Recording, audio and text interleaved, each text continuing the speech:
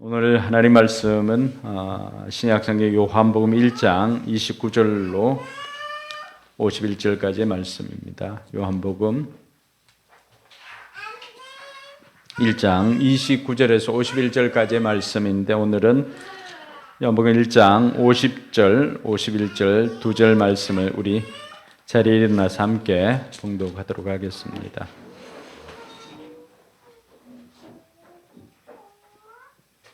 같이 읽습니다. 예수께서 그에게 말씀하셨다. 내가 무화과 나무 아래에 있을 때에 내가 너를 보았다고 해서 믿느냐? 이것보다 더 큰 일을 내가 볼 것이다. 예수께서 그에게 또 말씀하셨다. 내가 진정으로 너희에게 말한다. 너는 하늘이 열리고 하나님의 천사들이 인자 위에 오르락 내리락 하는 것을 보게 될 것이다. 아멘. 네, 5사람에게 만나서 복을 빌어주시기 바랍니다. 하늘 복 많이 받으세요. 하늘 복 많이 받으세요. 하늘 복 많이 받으세요. 네, 하늘 복 많이 받으세요.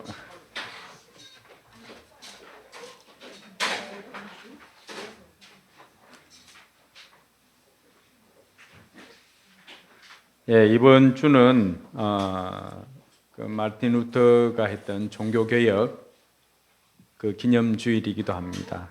오늘 우리 이유한 목사님 목사가 되고서 첫 축도는 노예 석상에서 했는데 오늘 목사로서 이제 우리 성도들 앞에 새벽기도 외에는 첫 설교가 될 것입니다. 그래서 최초의 종교개혁이라고 하는 제목으로 말씀 전하실 때 하나님의 음성을 듣고 큰 은혜를 받으시기 바랍니다. 네, 우리 목사님 첫 설교 우리 박수로 모시도록 하겠습니다.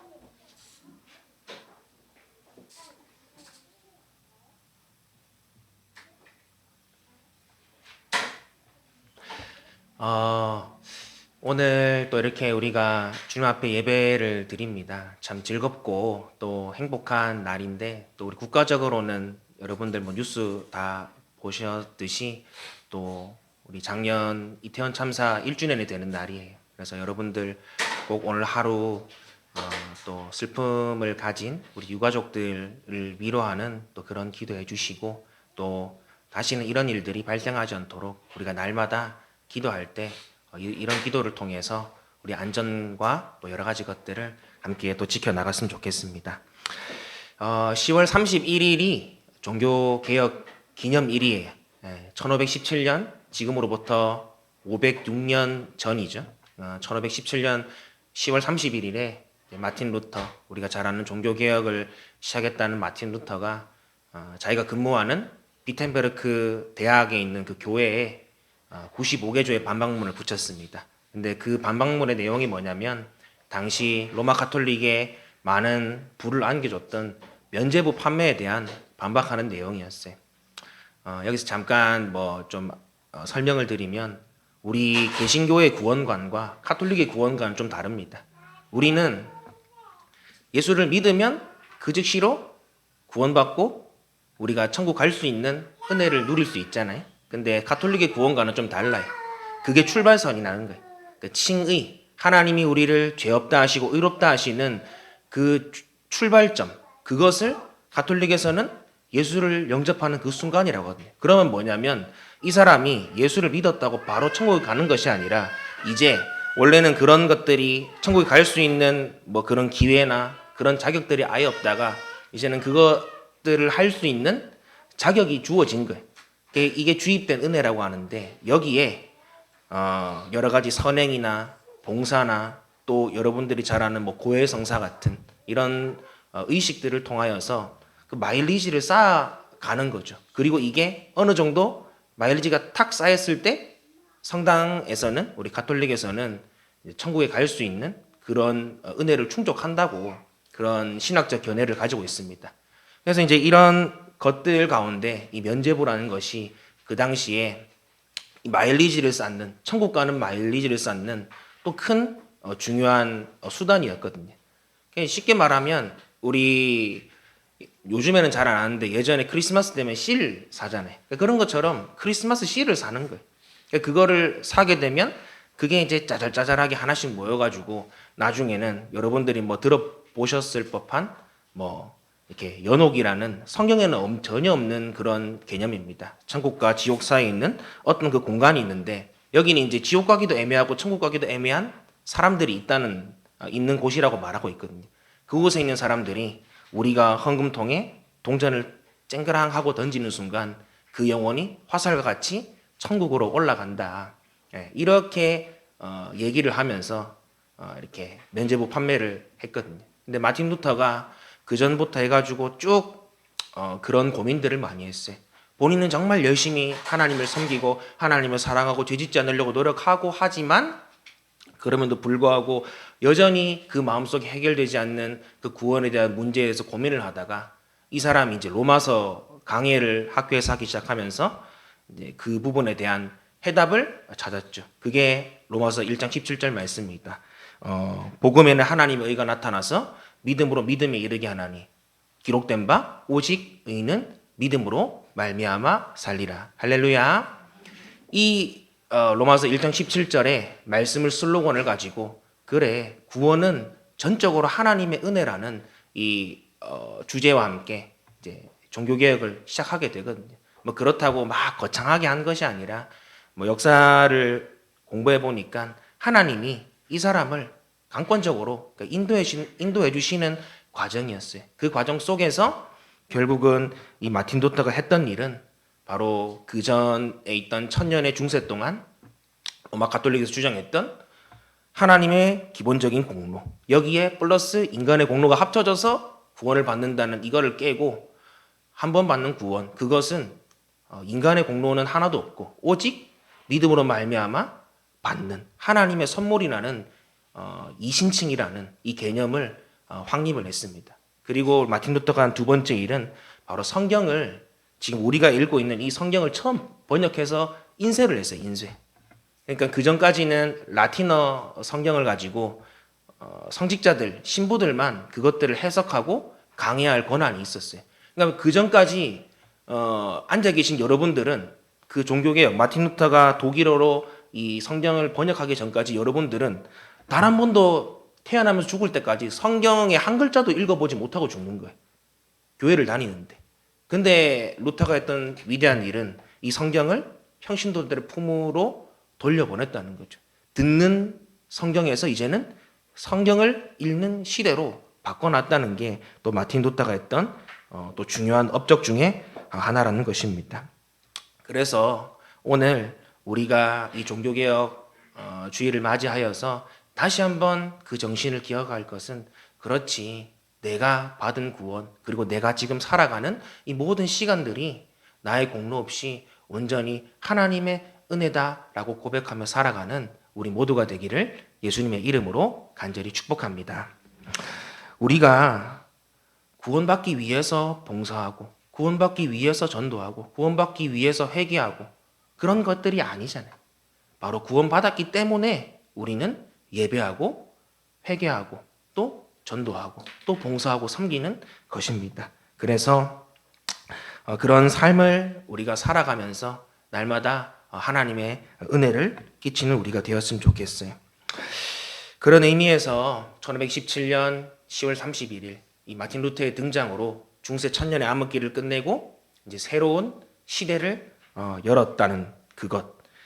그래서 이것이 종교개혁이라고 한다면 오늘 우리가 읽은 말씀, 이 요한복음 1장 29절에서 51절 말씀은 바로 이러한 이신칭의 개념, 바로 믿음으로 말미암아 은혜로 구원받는다라는 이 개념을 가능하도록 만들어주신 그 예수님께서 요한복음 상에서 처음으로 역사의 전면에 등장하시는 장면입니다.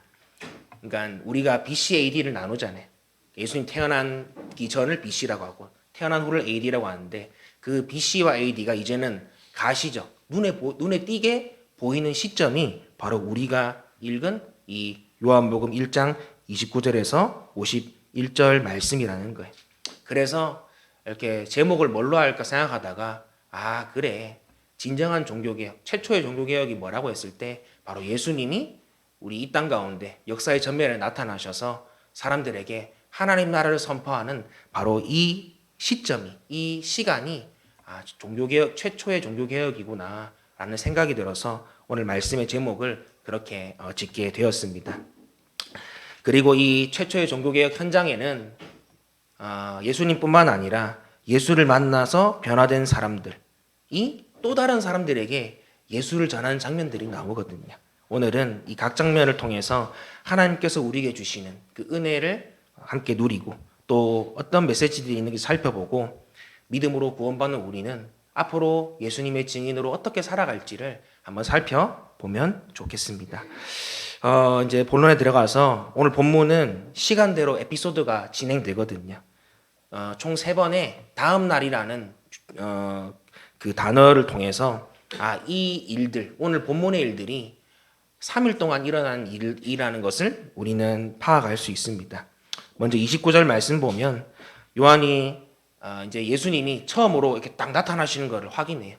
그리고는 예수님을 보고 알아차리면서 이런 고백을 합니다. 29절 말씀 한번 띄워주시고 한번 읽어보겠습니다.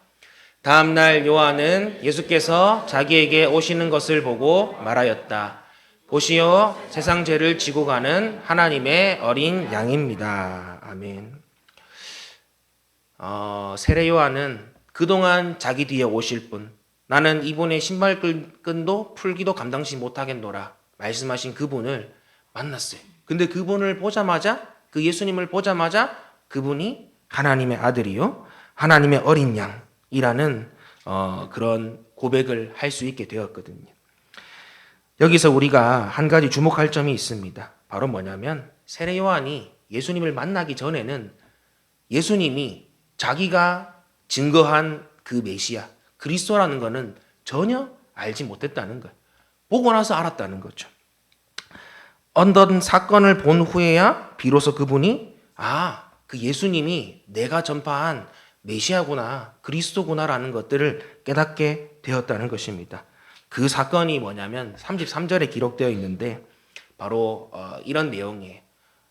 나에게 물세례를 베푼 그 하나님께서 어떤 사람 위에 성령이 내려와서 머무는 것을 보거든 그가 바로 성령으로 세례를 주시는 분임을 알아라 라는 이 말씀을 들었는데 예수님을 보니까 예수님 위에 성령으로 세례를 내린 그 사건이 임했다는 것이죠. 다른 공간복음에 보면 세례요한이 직접 예수님께 세례를 베풀 때 성령이 하늘로부터 비둘기같이 임해서 이는 내 사랑하는 아들이요 기뻐하는 자라 이런 얘기를 하면서 성령이 비둘기같이 그 위에 임한 것들을 보잖아요. 그러니까 세례요한이 그 전까지는 예수님이 자기가 전한 그 메시아라는 걸 몰랐지만 그 세례를 베풀 때 성령이 그의 위에 머무는 그 사건을 보고 이분이 바로 내가 그동안 전했던 그 메시아구나, 그 그리스도라구나라는 것들을 깨달았다는 것입니다. 사랑하는 성도 여러분, 오늘 우리가 예수를 믿고 변화되어서 예수 그리스도의 증인으로 살아가는 우리에게 그 세례 요한과 같은 이런 믿음, 또 이런 신앙의 태도가 있기를 예수님의 이름으로 간절히 축복합니다. 세례 요한은 예수님을 전혀 알지 못했어요. 그리고 예수님이 자기가 전한 사람인지도 알지 못했습니다. 근데 오직 한 가지를 신뢰했어요. 뭐냐면 나에게 말씀하시는 하나님의 말씀을 신뢰했다는 거죠. 눈에 보이지 않지만 하나님께서 말씀하신 그 약속을 신뢰하면서 그분이 오기만을 기다렸다는 거예요. 그래서 히브리서 11장에 보면 믿음을 뭐라고 말합니까? 보이지 않는 것들의 증거, 바라는 것들의 실상이라고 말하고 있죠. 우리가 우리 눈에 보이지 않고 아직 우리의 현재로 다가오진 않았지만 이미 그것을 하나님께서 이루어 주실 것을 믿고 그 약속을 믿고 살아간다는 것. 그 삶이 바로 믿음으로 사는 삶이라는 것입니다. 세례 요한은 하나님 말씀에 대한 이러한 신뢰, 믿음이 있었기 때문에 오실 예수님의 길을 담대하게 준비할 수 있었고 당당하게 나는 광야에 외친 자의 소리라고 하면서 자기 뒤에 오실 예수님을 누가 뭐라 해도 당당하게 선포할 수 있었던 것이죠. 그리고 마침내 예수님께서 오심으로 말미암아 자신이 믿었던 그 믿음을 증명해 보이는 그런 멋진 모습까지 우리에게 보여주었습니다. 바라기는 우리 또한 예수님의 증인으로서 세상이 아무리 너희들 예수 믿어봤자 뭐해? 예수 믿으면 뭐 있어? 라고 우리를 무시하고 그것이 아니라고 말한다 할지라도 우리를 어리석다고 말한다 할지라도 그 사람들의 말과 우리 주변의 환경과 우리에게 매주 매일 느껴지는 이 오르고 내리고 하는 우리의 감정을 의지할 것이 아니라 오늘 세례 요한과 같이 확실한 증거, 확실한 약속이신 하나님의 말씀을 붙들고 이 세상 가운데 내가 믿는 그 예수를 당당하게 전하는 저와 여러분들 되시기를 예수님의 이름으로 간절히 축복합니다. 우리가 또 이 세례 요한을 통해서 한 가지 발견할 수 있는 게 있어요. 뭐냐면 세례 요한이 예수님을 본 후에 보인 반응이라는 겁니다. 세례 요한이 예수님을 보고서 하나님의 어린 양 그리고 그 뒤에 말씀 보면 하나님의 아들이라고 고백하거든요. 그리고 우리가 말씀을 다 읽지는 않았지만 본문 가운데 몇 명의 사람들이 등장하는데 그 사람들도 예수를 만난 다음에 하나님의 아들, 하나님의 어린 양, 메시아, 또 나다나엘 같은 경우에는 빌립 같은 경우에는 모세가 율법책에 기록하였고 또 예언자들이 기록한 그분이 바로 나사렛 예수라는 고백을 합니다. 그리고 나다나엘은 하나님의 아들이시요 이스라엘 왕이란 고백을 하죠. 이 사람들의 공통점이 있지 않나요? 뭐냐면 예수를 만난 사람은 반드시 예수가 어떤 분이신지를 명확하게 고백한다는 것이. 예수를 만난 사람은 내가 만난 예수님이 어떤 사람인지를 정확하게 고백한다는 거예요. 우리 또 다음 주부터 시작되는 다니엘 기도에 오랜 시간 동안 우리 교회가 참여했죠. 근데 거기 나오는 간증자들 이야기 들어보면 각자가 다 본인이 만난 예수님을 너무나도 명확하게 설명해. 자기의 경험을 통해서 하나님의 말씀을 통해서 내가 만난 예수님은 내가 만난 하나님은 이런 분입니다라고 오늘 성경에 나온 이 많은 증인들의 모습과 같이 당당하게 내가 만난 예수님을 이런 분이십니다라고 하는 이 고백을 한다는 거예요. 명확한 신앙 고백, 자기만의 언어 표현으로 예수님을 전한다는 것이죠. 사랑하는 성도 여러분, 우리가 VIP를 전도할 때 여러분들은 그 사람들에게 내가 믿는 예수를 소개할 수 있는 여러분만의 그런 스토리, 그런 레파토리가 있으신가요? 누구에게 예수를 전한다고 하면 내가 그거 왜 믿어야 되라고 물어보면 이렇게 여러분들이 만난 예수님을 나는 이런 예수님 만났어. 나는 이런 상황 속에서 하나님 나에게 이렇게 해주셨어 라고 하는 이 예수님을 여러분들은 당당하게 그리고 명확하게 말씀할 수 있으신지요? 오늘 등장한 증인들의 모습을 통해서 증인의 삶을 살기 위해선 반드시 내가 만난 예수가 어떤 분이신지를 명확하게 고백해야 함을 가르쳐 주고 있다는 것입니다. 그래서 오늘 이 시간 후부터는 한번 이런 고민들을 해봤으면 좋겠어요. 내가 만난 예수님은 어떤 분이실까? 또 나는 어떤 과정을 통해서 지금 이 자리까지 앉아 있을 수 있었을까라는 그런 고민들, 그런 생각들을 해보는 거예요. 그리고 여러분들 VIP들에게 만약에 내가 예수님에 대해서 소개를 하고 어쨌든 조금 뭐 다른 표현으로 하면 우리 물건을 파는 거잖아요. 우리의 좋은 복음이라는 좋은 물건을 파는 건데 이거 좋은데 뭐라도 말도 못하겠고 이렇게 하는 게 아니라 이거는 이래서 좋고 저래서 좋고라고 하는 내가 만난 이 좋은 예수님을 정말로 잘 설명할 수 있도록 먼저는 내가 어떻게 구원받았고 내가 어떤 과정을 통해서 여기까지 왔나 내가 만난 하나님은 어떤 분인가라는 것들을 좀 진지하게 고민해보고 또 그것들을 잘 전할 수 있도록 우리가 늘 기도하고 준비하는 우리가 되었으면 좋겠어요. 그리고 그래서 베드로 사도가 베드로전서 3장 15절에서 16절 말씀 가운데 이렇게 얘기하고 있습니다. 우리에게 소망의 이유를 묻는 사람들에게 대답할 것을 준비하되 온유와 두려움을 하고 선한 양심을 가지라고 말하거든요. 그냥 가만히 있다가 갑자기 하라는 게 아니에요. 누구든 우리 가운데 너는 왜 그렇게 행복하게 살아? 너는 표정이 정말 밝은데 왜 그렇니? 뭐 이런 식으로 우리 가운데 우리의 소망의 이유, 우리의 행복의 이유를 물어봤을 때 우리 지난주 오춘도 목사님 모습을 봤지 않습니까? 얼마나 밝게 자기가 만난 예수님을 1부, 2부까지 해가지고 해요. 그것도 시간이 짧아서 내년에 또 오시기로 했죠. 그런 스토리들이 있다는 거예요. 우리도 마찬가지로 오늘 이 말씀처럼 우리에게 소망의 이유를 묻는 그들에게 내가 믿는 예수를 정말로 잘 설명할 수 있는 우리가 되었으면 좋겠습니다. 이게 첫 번째 스토리. 그리고 또 하루가 지납니다. 다음 날이 되었어요. 마치 그 마피아 같죠. 내 눈을 뜨시오. 다음 날이 되었습니다. 그 다음 날이 되었어요. 그렇게 세례 요한이 예수님에 대해 증언을 한 후에 또 하루가 지났어요. 근데 이날은 어떤 일이 있었냐면 세례 요한과 두 제자가 이제 길에 서 있다가 저기 멀리서 예수님이 쭉 지나가시는 것을 보고 있었습니다. 그때 세례 요한이 두 제자들 앞에서 또 한 번 그 전날과 같은 고백을 했어요. 보아라, 저분이 하나님의 어린 양이다. 그런데 오늘 말씀 보니까 이 두 제자들, 두 사람이 그 즉시 자기 스승인 세례 요한을 떠나서 예수님을 따라가는 장면이 나옵니다. 이 장면을 통해서 이런 것들이 나오죠.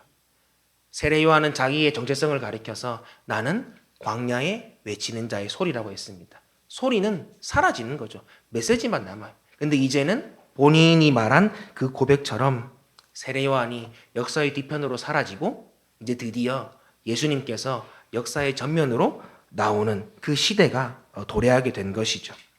그래서 이제 예수님은 요한복음에서 이 공생의 사역을 두 사람과의 만남으로 시작하고 계십니다. 자신을 따라오는 두 사람을 보면서 이렇게 말씀하시죠. 너희는 무엇을 찾고 있느냐? 그러자 두 제자가 랍비님, 선생님 어디에 묵고 계십니까? 라고 그렇게 대답을 합니다. 이 말은 뭐냐면 우리가 찾고 있는 것은 다른 게 아니라 바로 예수님, 당신입니다. 라는 그런 고백인 것이죠.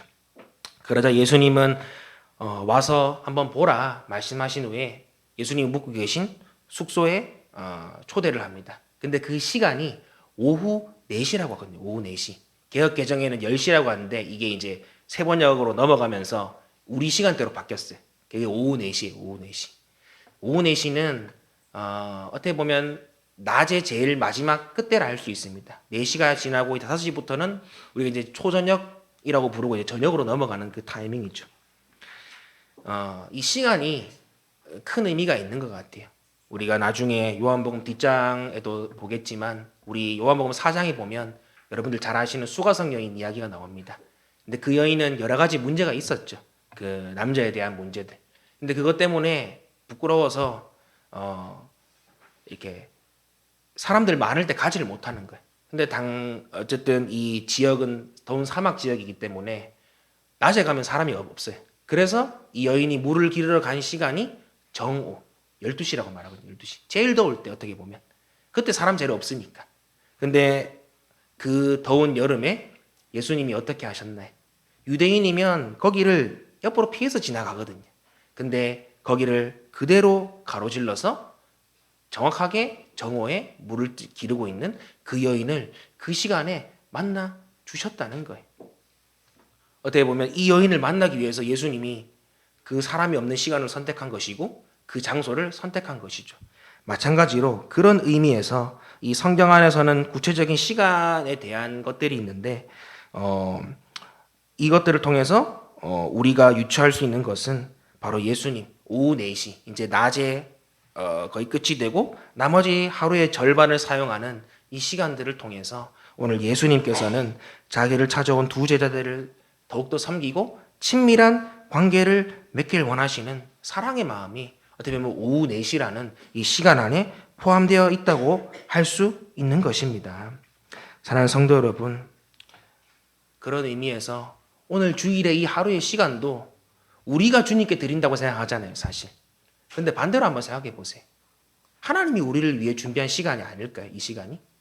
우리는 이 하루의 시간, 우리 믿지 않는 사람들은 주일에 잠시 일것 자고 또 여행도 가고 영화 생활도 즐기고 하는 이 시간에 우리는 우리의 시간을 떼어서 하나님께 드린다고 생각하지만 사실은 여기에 앉아 있는 것 자체가 오후 4시에 제자 둘을 부른 거와 또 12시에 그 여인을 만난 거랑 동일하게 하나님께서 우리로 하여금 우리의 삶을 회복시키시고 우리와 더 함께 하시기 위해서 친히 시간을 내어주시는 이 소중한 시간이 바로 오늘 우리가 드리는 주일 예배임을 기억하시길 바랍니다. 할렐루야.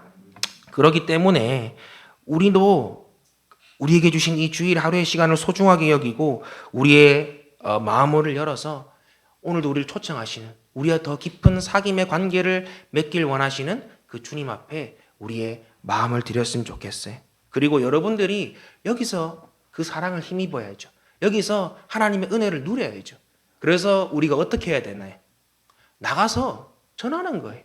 오늘 예수님이 이들을 초청하고 이 중에 한 사람인 안드레가 자기 형 베드로를 데려오고 또 그 다음 날은 빌립이란 사람을 하나님께서 부르시니까 이 빌립이 나다니엘을 또 예수님 품으로 초청한 것처럼 우리 또한 이 주일 예배 이 시간이 하나님과의 깊은 사귐과 충전의 시간임을 기억하고 우리는 그 힘을 받아서 우리가 살아가는 삶의 현장들 가운데 이 예수님의 사랑을 전할 수 있는 섬길 수 있는 그 사랑을 베풀 수 있는 우리 모두가 되기를 예수님의 이름으로 간절히 축복합니다. 그래서 성경은 그제서야 이 두 사람에 대해서 소개를 하고 있어요. 한 사람은 아까 말씀드렸던 안드레, 베드로의 형제 안드레고 또 한 사람은 소개하지 않는데 이 사람이 이 요한복음의 저자인 사도 요한입니다. 세례 요한이 아닌 사도 요한. 이 두 사람이 나옵니다. 그래서 그 중에 한 사람 안드레가 예수님 만나고 나니까 너무 좋은 거예요. 그 즉시 자기 형 베드로, 물고기 낚고 있는 형 베드로한테 가가지고 형, 내가 메시아를 만났어. 한번 와서 봐. 라고 하고 초청하고 또 예수님께서는 이 베드로를 보자마자 시몬아, 내가 이제 더 이상 너희 이름을 시몬이라 부르지 않고 게바, 여기 세 번역에는 바이라고 하고 우리가 잘 아는 개역개정에서는 반석이라고 하는 그 이름을 붙여 주셨습니다. 우리가 이렇게 예수님을 만난 이 사람 세례 요한을 통해서 예수님을 만난 안드레와 요한 그리고 안드레를 통해서 또 전도된 베드로 이 모습을 통해서 우리가 또 이 장면 통해서 한 게 발견할 수 있는 것은 바로 예수님을 만난 사람은 반드시 예수님을 전하는 그런 모습을 우리가 발견할 수 있습니다. 세례 요한도 자기가 예수님 만나고 나니까 이제 광야에 외치는 자의 소리로서 자기 역할은 끝났고 제자들에게 저분이 하나님의 어린 양이시다 라고 말하면서 보낸 것처럼 또 안드레가 예수님 만나고 나서 자기 형 베드로를 데리고 온 것처럼 또 그 다음날 만날 이 빌립이 자기 친구 나다나엘을 초청한 것처럼 예수 믿는 사람은 예수님을 만난 사람은 반드시 자기가 만난 예수님을 전한다는 거예요. 그래서 전도가 어떤 은사가 있는 사람들의 특권이 아니라는 것을 우리는 이 말씀을 통해서 살펴볼 수 있습니다. 우리가 기존 전통교회에서는 이렇게 뭐 전도 그런 특공대가 있고 또 전도인이 있고 또 전도왕이 있어가지고 그 사람들이 막 많이 데리고 오고 뭐 이런 시스템으로 하잖아요. 막 전도 대폭발 축제 뭐 이런 것들 가지고. 근데 그런 것들을 보면 대부분 데리고 오는 사람만 거의 데리고 오거든요. 근데 오늘 이 말씀을 통해서 우리가 알 수 있는 것, 전도는 은사를 가진 어떤 몇 사람의 특권이 아니라 그런 것들이 아니라 믿는 사람이라면 누구나 해야 될 사명임을 기억하시길 바랍니다. 할렐루야.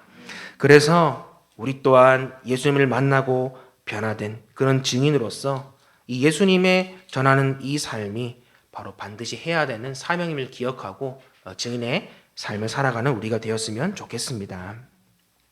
그렇게 해서 또 하루가 지났어요. 이제 마지막 3일째입니다.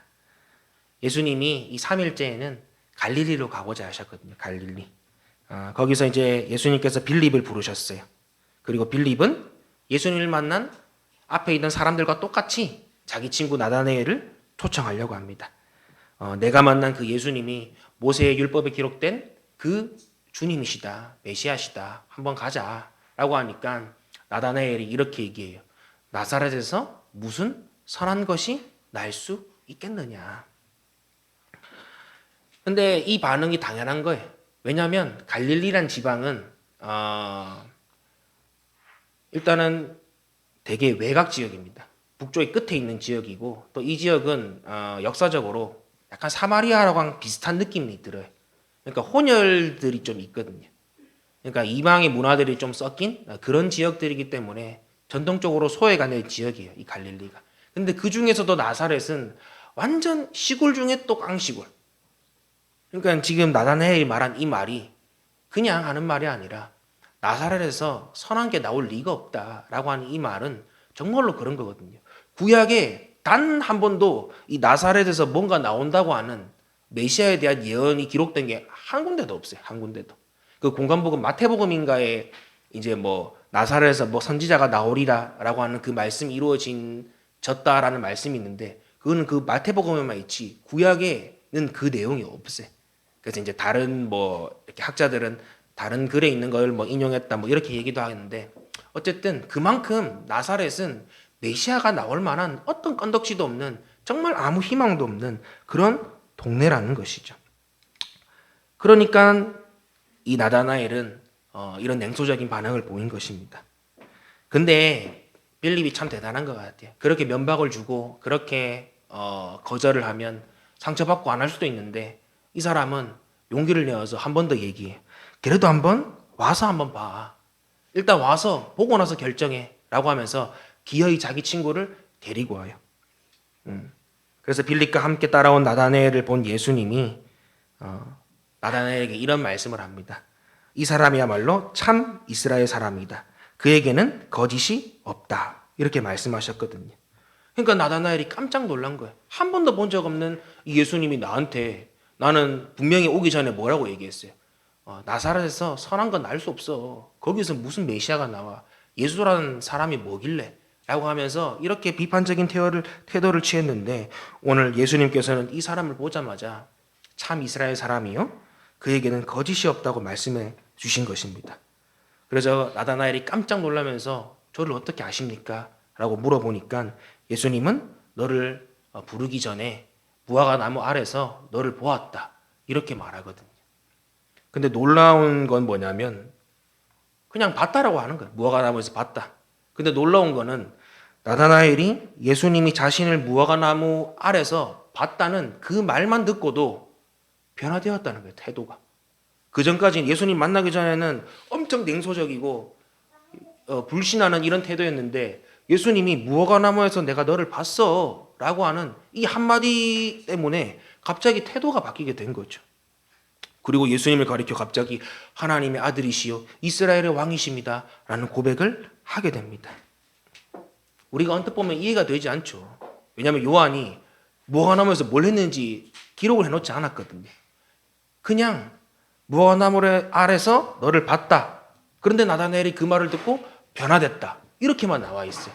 그러니까 우리는 왜 그런 건지를 전혀 알 수 없기 때문에 이 말씀을 보면 너무 논리적인 비약이 아닌가라는 생각이 들 수도 있어요. 근데 우리가 있는 거 안에서 한번 근거를 찾아보자고요. 확실한 사실이 하나가 있어요. 뭐냐면 나다나엘이 예수님의 말을 듣고는 그 예수님에 대한 태도가 변했다는 것. 이거 하나는 변하지 않잖아요. 저는 이걸 보면서 이런 생각이 들었어요. 그 자세한 장면들은 잘 모르지만 뭐 제가 이렇게 준비하면서 자료를 찾아보니까 그 무화과 나무라는 그 개념이 유대인들한테는 그곳에서 기도하고 묵상하는 이런 자리로 많이 쓴다고 하더라고요. 뭐 다른 종교지만 뭐 불교에서 석가모니가 그 보리수 나무 아래서 막 돌을 깨우쳤다고 하는 것처럼 이 무화과 나무는 유대인들에게는 기도의 장소고 묵상의 장소라는 그런 말들을 하더라고요. 그러면 우리가 한번 상상을 해보는 거죠. 성경에는 없지만 그 무화과 나무 아래에서 뭔가를 하고 있는 나다나엘을 예수님 봤겠죠.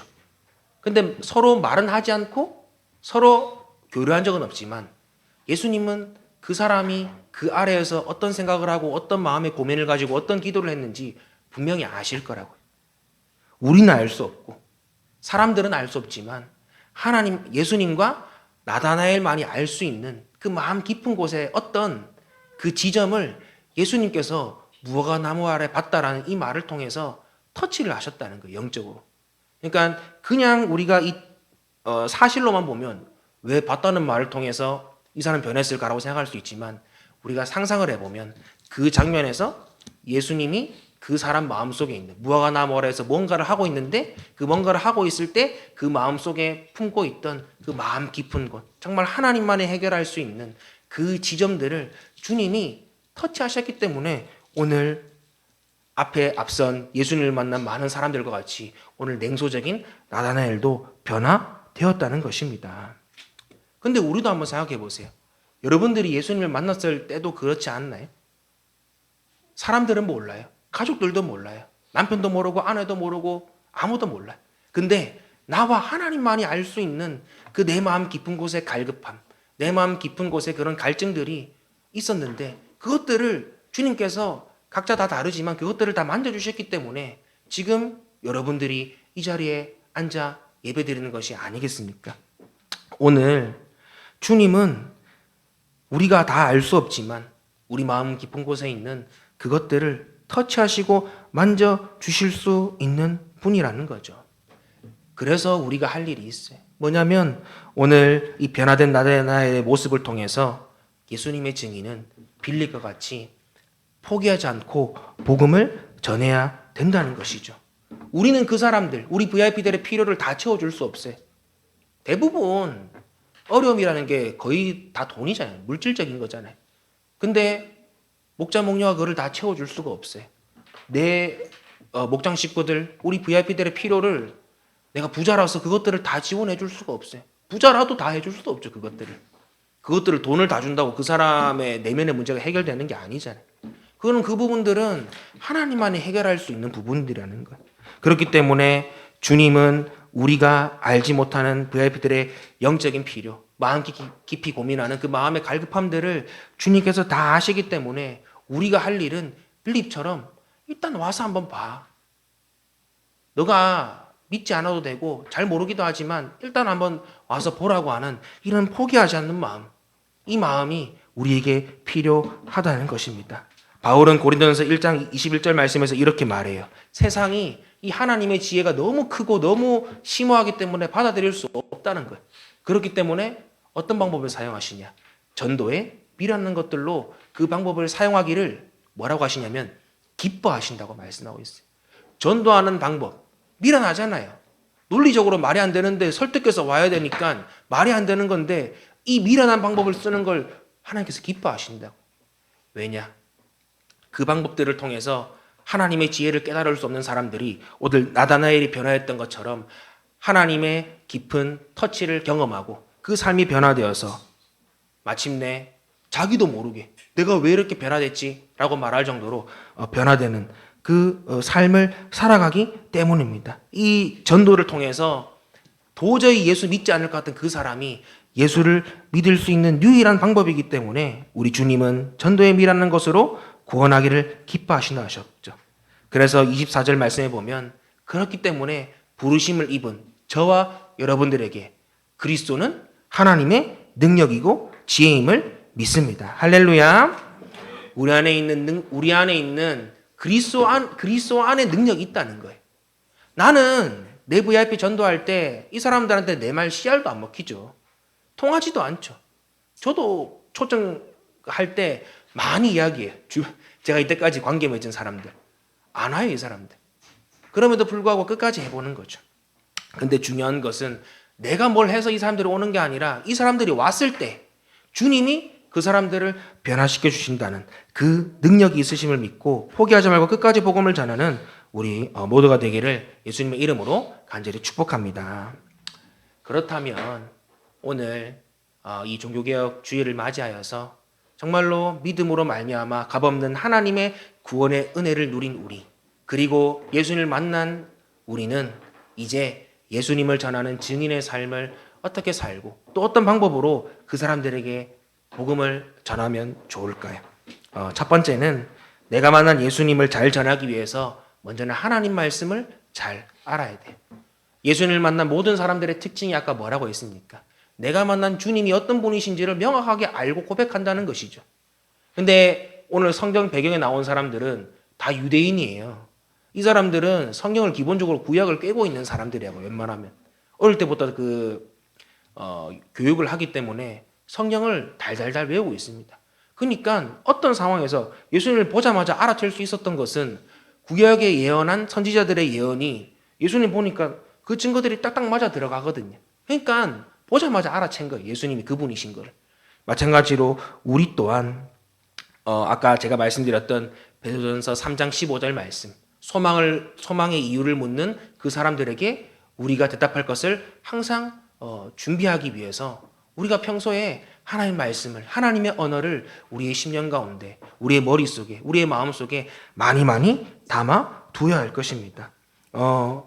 전도라는 말의 뜻처럼 이 내가 믿는 예수, 그것을 예수 그리스도의 도를 명확하게 전하도록 공부하고 담아둬야 된다는 것이죠.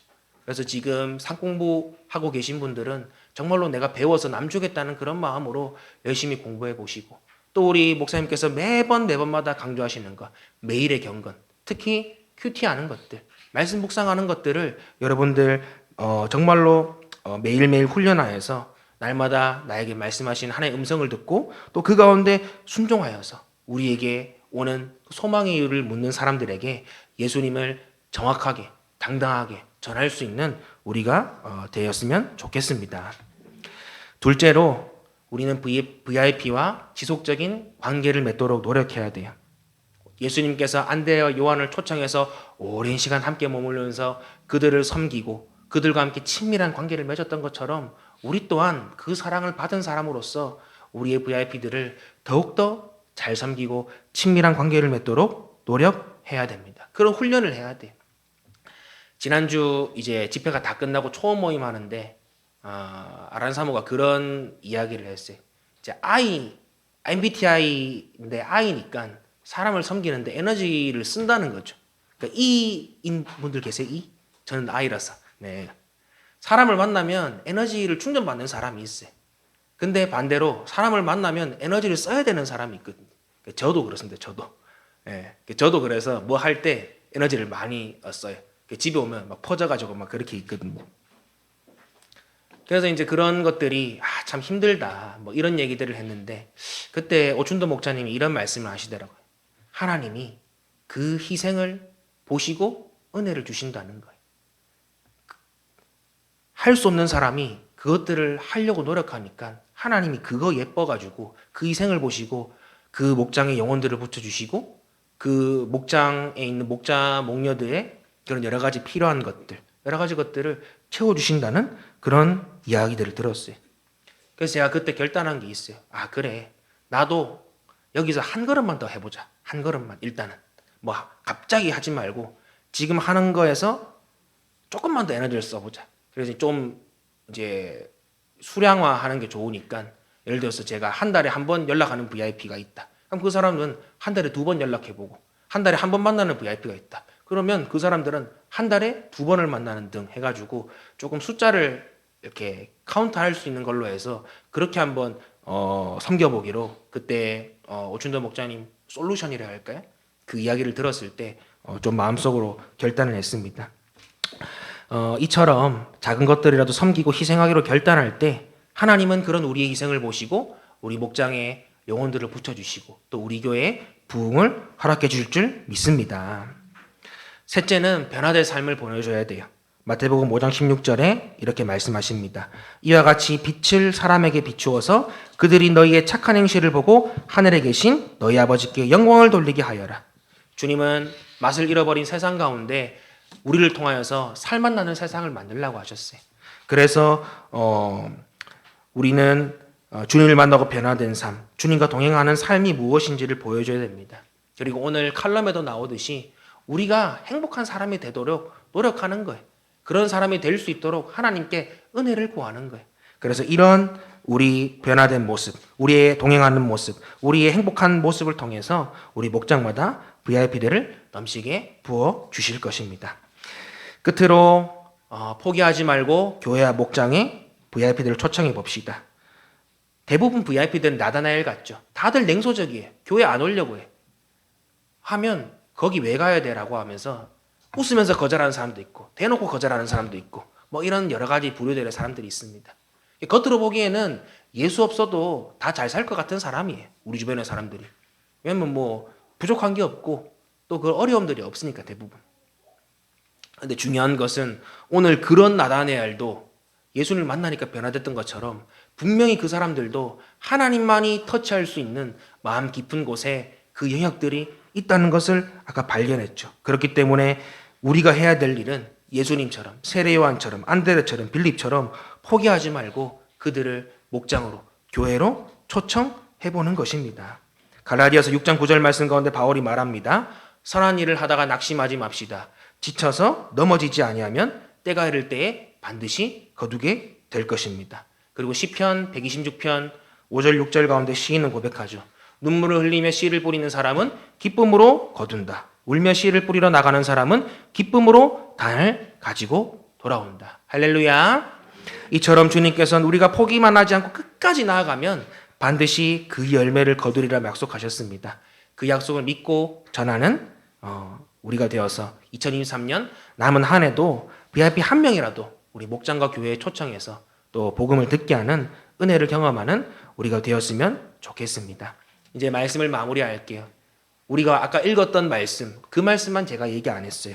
나다나엘은 예수님께 당신은 하나님의 아들이시요 이스라엘 왕이라 고백했을 때 네가 무화과 나무 아래에 있을 때 나를 보았다고 해서 믿느냐. 그 다음에 하신 얘기 뭐냐면 너 지금보다 더 큰 일도 볼 거야 라고 말하면서 한 이야기를 들려주세요. 그게 바로 야곱이 형 에서에게 쫓겨서 삼촌 라반 집으로 가기 전에 돌베개에서 환상 중에 만났던 그 장면을 얘기해 주십니다. 제가 읽어드릴게요. 내가 진정으로 진정으로 너희에게 말한다. 너희는 하늘이 열리고 하나님의 천사들이 인자 위에 오르락 내리락 하는 것을 보게 될 것이다. 이곳에서 하나님을 만난 야곱, 그곳을 뭐라고 불렀을까요? 하나님의 집이라고 하여서 베델이라는 이름을 붙였어요. 오늘 예수님께서 나다나엘에게 앞으로 더 큰 일을 보리라 말씀하시면서 오늘 이 하나님의 집 베델의 이야기를 언급하신 것, 바로 그것은 조상 야곱이 환상 중에 만났던 그 하나님의 집 베델이 이제는 이 땅에 직접 내려오신 것이고 진정한 베델이신 예수님, 신약의 표현으로는 우리와 함께 하신 하나님, 어떤 단어죠? 임마누엘. 임마누엘 하나님이 영원히 우리와 동행하시겠다는 선언으로 오늘 이 요한복음의 서막이 마무리되는 것이죠. 그래서 오늘 설교의 제목을 최초의 종교개혁, 바로 이 대서사의 서막을 열기 위해서 이 제목을 사용한 것입니다. 이번 한 주 죄인에게 값없는 은혜를 베풀어 주신 그 하나님, 우리와 영원히 동행하시다 약속하신 그 주님께 감사하며 이번 한 주 정말로 내가 만나는 VIP들에게 예수님의 증인으로서 당당하게 복음을 선포하는 저와 여러분들 되시기를 예수님의 이름으로 간절히 축복합니다.